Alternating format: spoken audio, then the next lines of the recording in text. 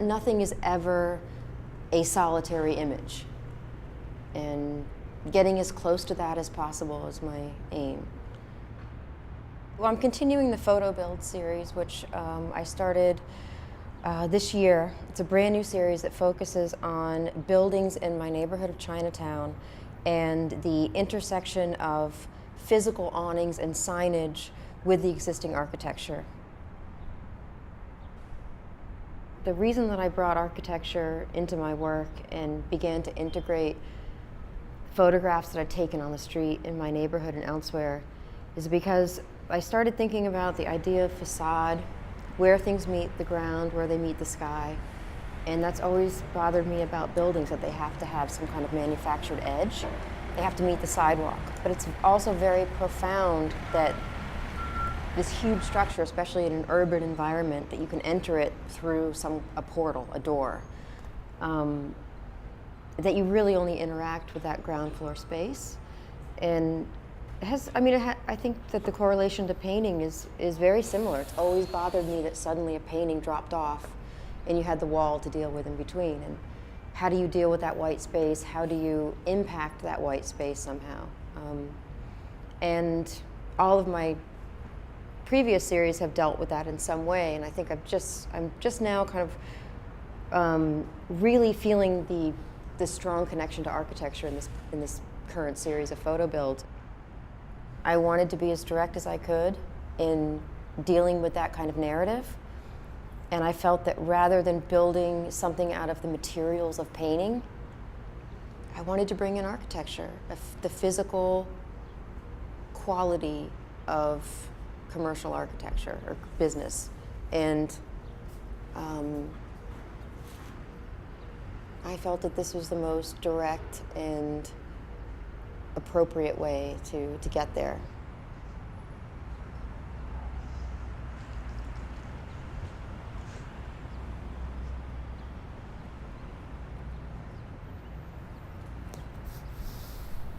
So that's really prompted wanting to figure out a way to integrate something as synthetic as physical signage into a painting and make those things work together, but still speak about how different the materials are in that juxtaposition. And I wanted this idea of a thin, a stripe moving across the painting. Again, it's probably a relationship to the three stripes, but also this idea of just a strip, which is the most current style for kind of like commercial businesses. Like, I knew that I wanted them to wrap around a painting because I like the idea of somehow obstructing view of the whole painting. I thought that was the whole point. If the painting is the human element, the worked part, the part where you see evidence of the hand, then the signage, the awning, needed to wrap around and cover up part of that to kind of speak to this issue or this idea or interaction that happens to architecture.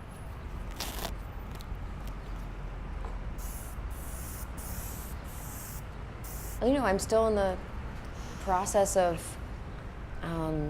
expanding that interaction and pushing that in this body of work, which is really it's still new. So I am reluctant always to analyze or overanalyze the impulse. Let it kind of breathe. Make the thing that's in my head and let it live, and not try to lock it in, not try to lock it down conceptually.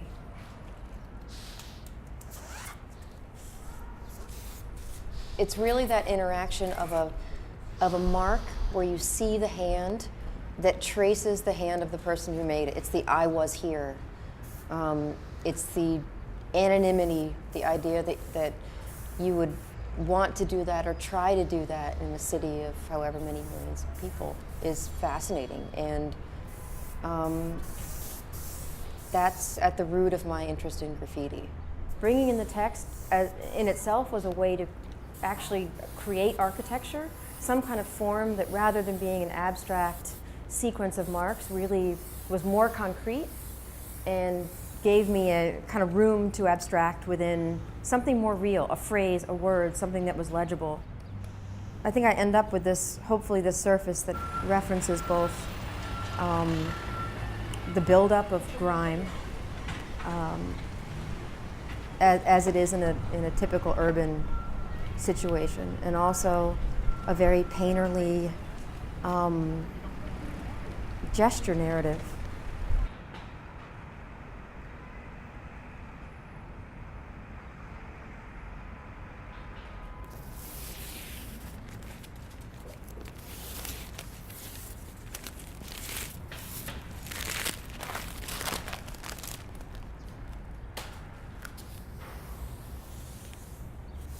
I started to hang my paintings really low in the studio while I was working on them, because it just felt, I wanted to approach them that way as I was painting. I wanted to feel like I was,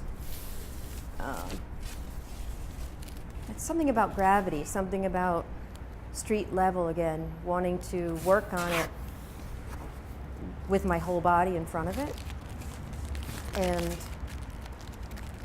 that really mimics the street experience. I mean, your feet are always on the street.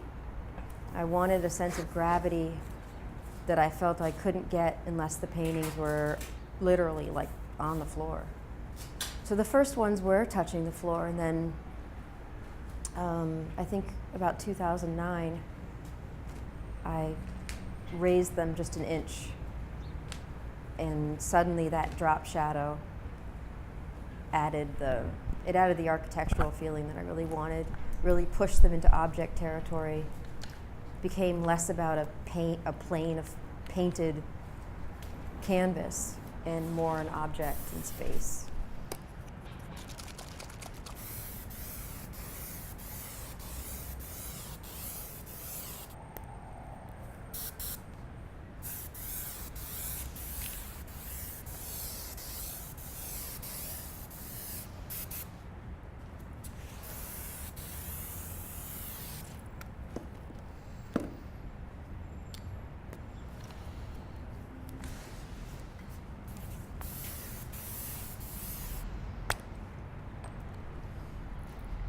You know, I was a textile designer on the side for years.